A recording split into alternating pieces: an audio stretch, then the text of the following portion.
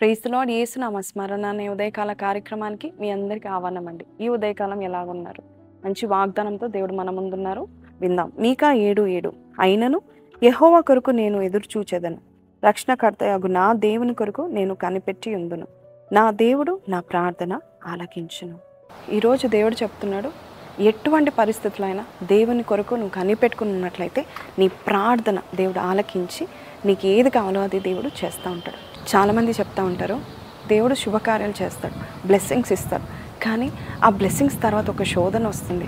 ఆ బ్లెస్సింగ్స్ తర్వాత మాకు నెమ్మది లేదు, మాకు సంతోషం లేదు, సాతానుడు దుష్టుడు మా సంతోషాన్ని చెదరగొడుతున్నాడు అని చెప్తూ ఉంటారు.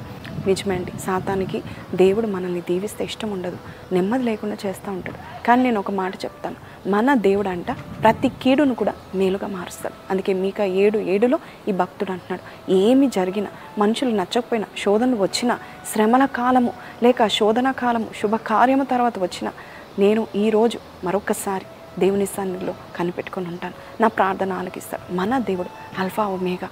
మన దేవుడు సమయాలను నియమిస్తాడు, సమయాల కంటే ముందుగా వస్తాడు, సమయాల కంటే తర్వాత వస్తాడు, సమయానికి వచ్చి నీకు సహాయం చేయగలరు. సమయములు ఆయన చేతిలో ఉన్నాయి. అందుకే దావీదు అంటాడు, నా కాలగతులు నీ చేతిలో ఉన్నాయని. కాబట్టి మీరు ఏ విషయంలో బాధపడకండి, కీడును కూడా మేలుగా మార్చే దేవుడు మనకున్నాడు. కాబట్టి సాతాను ఈసారి కీడు తెచ్చినప్పుడు ఒకటి గుర్తుపెట్టుకోండి, ఆ కీడుని దేవుడు రెట్టింపు మేలుగా మార్చి నీకు దయచేయబోతున్నాడు. నీవు సంతోషంగా దేవుని సన్నిధిలో ఉన్నట్లయితే ఖచ్చితంగా రెట్టింపు సంతోషాన్ని, రెట్టింపు మేల్ని నువ్వు చూడబోచున్నావు. కాబట్టి ఏ విషయంలో బాధపడకు. ఒక బ్రదర్ అండి, తన ఉద్యోగ స్థలంలో నీతిమంతుడిగా చాలా చక్కగా పనిచేస్తూ ఉంటున్నాడు, కానీ తన పై అధికారి మాత్రము ఆయనని కించపరుస్తూ ఉండేవాడు. ప్రతి దినము ఒక బాధతో వెళ్ళేవాడంట. అంతేకాదు, ఆయన ఎంతో ఎక్స్పీరియన్స్ ఉన్నా కూడా ఆయనని పక్క నూకి కొత్తగా వచ్చిన వారిని ప్రమోట్ చేసేవాడంట. ఎంతో బాధపడుతూ ఈ ఉద్యోగంలో నేను రిజైన్ అవుతాను అని అంత బాధపడి దేవుని సన్నిధిలో కూర్చునేవాడంట. ఆ సమయంలో దేవుడు అనేవాడంట, కీడును మేలుగా మార్చే దేవుడను, నీకు కలుగుతున్న అన్యాయాన్ని నేను న్యాయంగా మార్చి నీ తలపైకి లేపుతానని దేవుడు చెప్పడం జరిగింది.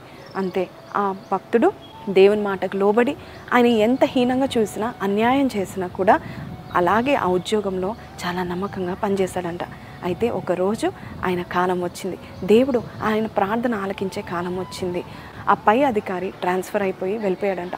వెళ్ళిపోయే ముందు ఒక లెటర్ రాశాడంట, నా స్థానము నా తర్వాత ఎవరికి దక్కుతుందంటే ఇదిగో ఆ పలానా వ్యక్తి ఎంతో నమ్మకస్తుడుగా ఉండి ఉద్యోగం చేసిన వ్యక్తికి నా స్థానం ఇవ్వండి, let him become the manager అని చెప్పాడంట. చూడండి, మన దేవుడు ఎంత గొప్పవాడో.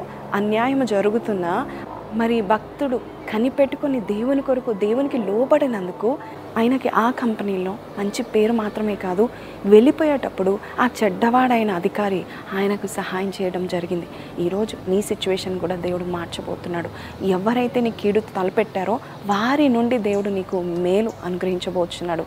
నీ జీవితంలో దేవుని స్తుతించే కార్యాన్ని దేవుడు చేయబోచున్నాడు. కాబట్టి మీరు భయపడకండి.